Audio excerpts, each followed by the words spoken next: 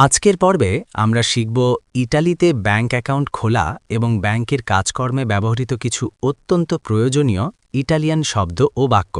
চলুন শুরু করা যাক। প্রথমেই অ্যাকাউন্ট খোলার প্রাথমিক কথাবার্তা। ১. আমি একটা অ্যাকাউন্ট খুলতে চাই।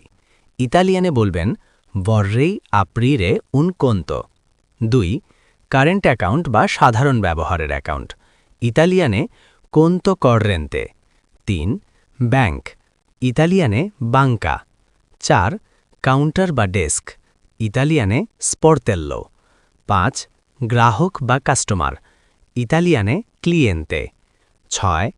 আমার অ্যাপয়েন্টমেন্ট নেওয়া আছে, ইতালিয়ানে বলবেন ho un appuntamento। ৭. বিদেশিদের জন্য, ইতালিয়ানে per stranieri। দ্বিতীয় ভাগ, প্রয়োজনীয় কাগজপত্র। ব্যাংকে যাওয়ার সময় এই কাগজগুলোর নাম জানা খুব জরুরি। কাগজপত্র বা ডকুমেন্টস, ইতালিয়ানে documenti। পাসপোর্ট, ইতালিয়ানে passaporto। আইডি কার্ড, ইতালিয়ানে carta di identità। Tax code, যা ইতালিতে বাধ্যতামূলক, ইতালিয়ানে codice fiscale। স্টে পারমিট বা থাকার অনুমতিপত্র, ইতালিয়ানে permesso di soggiorno। Residence certificate বা ঠিকানার প্রমাণপত্র, ইতালিয়ানে certificato di residenza। এখানে সই বা স্বাক্ষর করুন, ইতালিয়ানে বলবে firma qui। তৃতীয় ভাগ, কার্ড ও টাকা পয়সার লেনদেন। ডেবিট কার্ড বা এটিএম কার্ড, ইতালিয়ানে বাঙ্কোমাত অথবা carta di debito। Credit card, ইতালিয়ানে carta di credito। PIN code, ইতালিয়ানে codice PIN।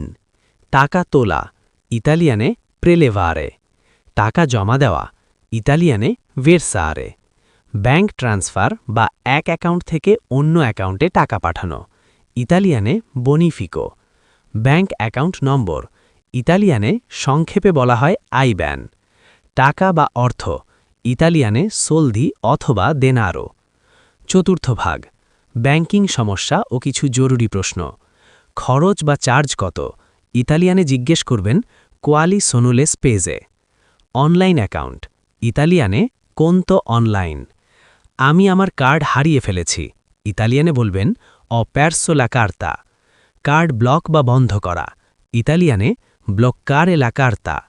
ব্যালেন্স বা অ্যাকাউন্টে কত টাকা আছে, ইতালিয়ানে saldo। ব্যাংক স্টেটমেন্ট, ইতালিয়ানে estratto conto। সবশেষে নতুনদের জন্য কিছু বিশেষ Italian banking tips. Tips number ১, Poste Pay. ইতালিতে ব্যাংকের পাশাপাশি পোস্ট অফিসেও কার্ড করা যায়, যাকে বলা হয় পোস্তে পে। এটি মেনটেন করা ব্যাংকের চেয়ে সহজ ও সস্তা, তাই নতুনদের জন্য এটি খুব জনপ্রিয়। Tips number ২, ইব্যান। আপনার বস যখন বেতন দেবে তখন সে আপনার কাছে ইব্যান নম্বর চাইবে। এটি সাধারণত সাদা স্বাক্ষরের হয় এবং আইটি দিয়ে শুরু হয়। এটি আপনি আপনার ব্যাংক অ্যাপে পেয়ে যাবেন। টিপস নাম্বার ৩, মাসিক চার্জ বা স্পেজে মেনসিলি। অ্যাকাউন্ট খোলার আগে অবশ্যই জিজ্ঞেস করবেন মাসিক চার্জ কত।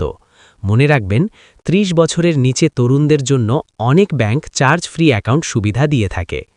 আজকের পর্ব এখানেই শেষ করছি। পরবর্তী পর্বে আবার কথা হবে।